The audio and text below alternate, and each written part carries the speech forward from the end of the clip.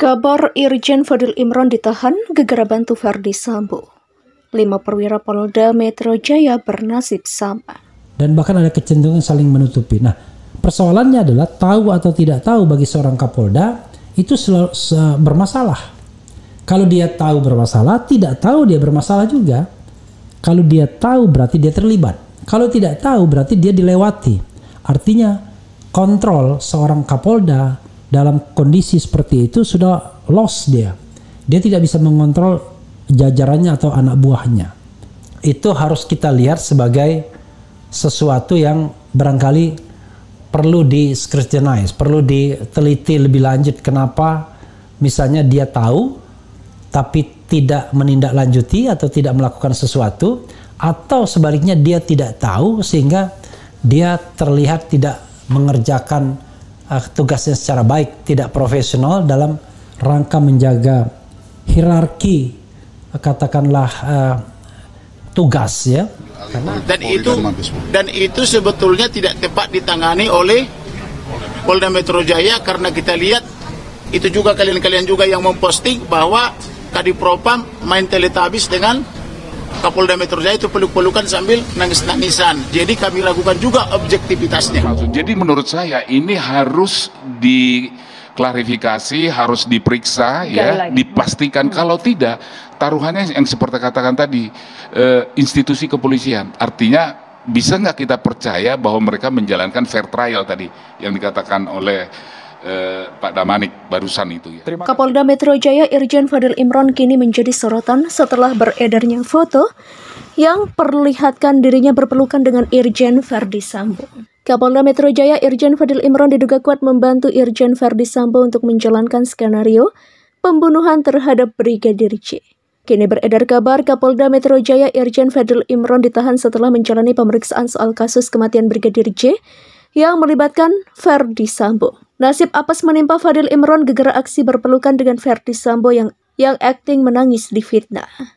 Nama Fadil Imron diduga terlibat dan berperan dalam skenario Irjen Verdi Sambo melakukan obstruction of justice. Bahkan 5 anggota Polda Metro Jaya sebelumnya sudah ditahan. Aksi pelukan Irjen Verdi Sambo dan Irjen Fadil Imron viral pasca tewasnya Brigadir J. Berdasarkan informasi 5 pamen bawahan Irjen Fadil Imron ditahan. Mereka adalah Wakil Direktur Reserse Kriminal Umum atau Wadikrimum Polda Metro Jaya, AKBP Jerry Siagian, Kasubdit Resmob Ditreskrimum Polda Metro Jaya, AKBP Handik Suusen, Kasubdit Kamnek Ditreskrimum Polda Metro Jaya, AKBP Raindra Ramadan Syah, Kasubdit Renakta Polda Metro Jaya, AKBP Pujiyarto, Kanit 2 Jatan Ras Polda Metro Kompol Abdul Rohim.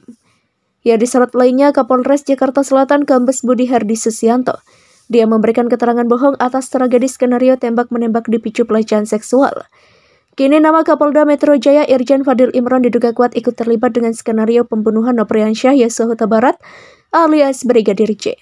Lulusan Akpol 1995 itu dikabarkan tengah diperiksa Inspektorat Khusus atau ITSUS. ITSUS merupakan tim bentukan Kapolri Jenderal Listio Sigit Prabowo untuk memeriksa oknum polisi yang diduga melanggar etik dengan menghambat penyidikan kasus pembunuhan Brigadir J. Kini sudah ada 63 polisi yang diperiksa ITSUS dan 35 diantaranya dinyatakan melanggar kode etik karena merusak tempat kejadian perkara atau TKP dan barang bukti. Sementara beberapa pekan sebelumnya pengamat hukum sudah menyebut nama Irjen Fadil Imron sebagai salah satu orang yang harus bertanggung jawab atas perusakan TKP pembunuhan Brigadir J. Komnas HAM menguraikan menit-menit jelang insiden penembakan yang terjadi di rumah dinas Verdi Sambo pada 8 Juli 2022 lalu yang terekam CCTV. Seperti diketahui, TKP pembunuhan Brigadir J berada di wilayah hukum Polda Metro Jaya, tepatnya di rumah dinas ex-Kadif Propam Irjen Verdi Sambo di Kompleks Polri Duren 3 Pancoran, Jakarta Selatan pada Jumat 8 Juli, kata Humas. Kadif Humas Mabes Polri Irjen Dedi Prasetyo enggan menjawab kabar pemeriksaan Kapolda Metro Jaya. Menurutnya, tim sedang fokus melengkapi berkas perkara kematian Brigadir J agar segera dikirim ke Kejaksaan. Sementara kabar terbaru, tim Inspektorat Khusus atau ITSUS Polri telah memeriksa 63 polisi. Sebanyak 35 diantaranya dinyatakan melanggar kode etik dengan merusak TKP dan barang bukti serta menghambat proses penyidikan. Kadif Humas Polri Irjen Pol Dedi Prasetyo mengatakan beberapa personel yang diduga menjadi pelanggar terkait kasus ini berada di tempat yang berbeda-beda. Ditempatkan di Provos itu 8 orang, kemudian di Makobrimob ada 9 orang, kemudian itu Barreskrim itu ada 2 orang. Jadi totalnya ada 19 orang.